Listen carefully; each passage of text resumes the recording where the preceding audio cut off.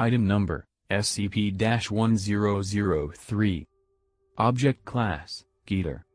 Special Containment Procedures. The Foundation currently has 10 instances of SCP-1003-2, designated SCP-1003-2A through K, in its possession, all of which are held in separate, heavily guarded, high-security cells at Bioresearch Area 13. All personnel at Bioresearch Area 13 are to undergo regular compulsory testing for signs of SCP-1003 infection. Personnel wishing to access SCP-1003-2-A through K may only do so for the express purpose of research, must have Level 4 security clearance, and must have written permission from O5 beforehand. They are to wear biohazard suits when entering SCP-1003-2-A through K's cells and go through an intensive disinfection process afterwards. No animals of the order Carnivora are to be allowed at Bioresearch Area 13 under any circumstances. Description: SCP-1003-1 is an adult tapeworm of the species Echinococcus granulus, known for causing hydatid disease. Like others of its species, SCP-1003-1 inhabits the small intestines of carnivores, typically canids, where it produces eggs that are passed in the host's feces. The eggs can survive up to years in the outside environment.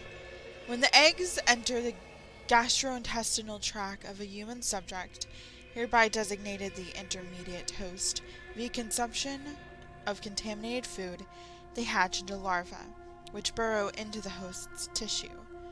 It is at this stage that SCP-1003's anomalous properties begin to manifest.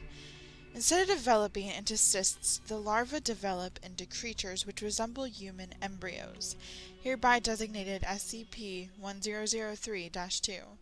The vast majority of SCP-1003-2 specimens die before they have a chance to develop.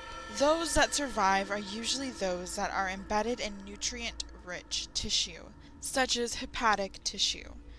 As they develop, they absorb nutrients from the surrounding tissue, which often causes problems for the intermediate host. SCP-1003-2's development mostly follows the pattern of normal human prenatal development, but at a faster rate.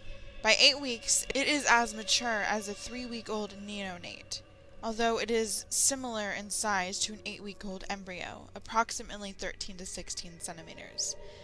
Once it has reached this stage, it will actively consume the intermediate host from within using sharp, hooked teeth. SCP-1003-2's growth rate is accelerated to an even greater extent as it is doing this.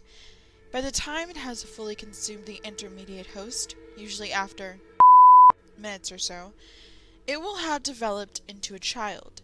The physical age of the child typically ranges from 10 months to 11 years, depending on the mass of the intermediate host, though in extreme cases where the intermediate host is morbidly obese, it can be as high as 13 to 15 years. Once SCP-1003-2 is finished, it will lose its hooked teeth, along with its cannibalistic tendencies. From where on, it will be functionally indistinguishable from a human in every aspect, with no knowledge or memory of having been a parasite.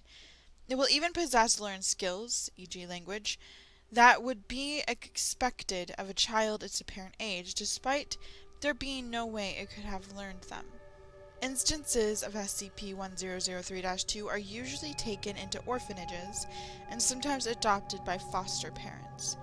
Their only anomalous properties at this stage are that their DNA is somehow still identical to that of the Echinococcus granulus, and that their body fluids, including sweat and saliva, contain tapeworm protoscolics which infect carnivores and develop into SCP-1003-1, thus continuing the cycle. Addendum. Testing of SCP-1003 have animals such as cattle and sheep, which are common intermediate hosts of Echinococcus granulus, have found that its anomalous properties only manifest in humans, and in all other cases its life cycle is normal and causes hydatid disease in the intermediate host.